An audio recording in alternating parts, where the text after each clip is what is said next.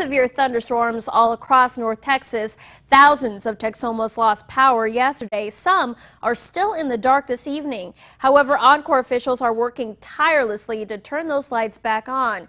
Shatanya Clark joins us live from Langford Lane around that area. Now, Shatanya, how many people are currently without power there?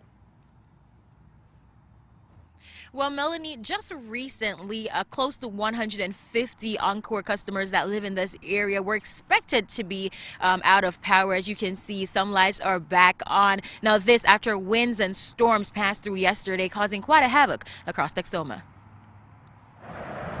Many were caught by surprise on Wednesday when the weather left many folks in Texoma without power. We knew there was rain coming, but we had no idea that it was going to get as bad as it did. About 7:30 we heard this loud crash, and that was the last thing we saw because our lights went out.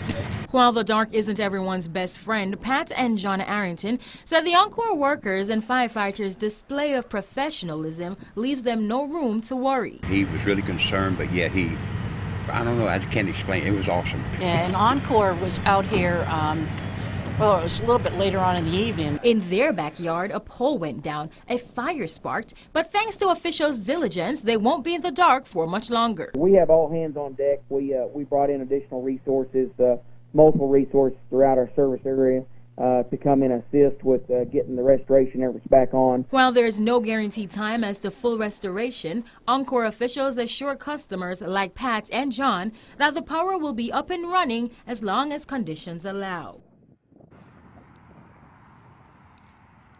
Now, Encore officials are asking Texomans to be patient, and in order to see the power outage map on Encore, as well as to report a power outage in your area, visit the story over on Texomashomepage.com. And we will do that, Shatanya. Thank you so much. Encore officials are also asking that if residents see any poles down, to please stay clear of those areas and call 911 or Encore immediately to attend to those issues.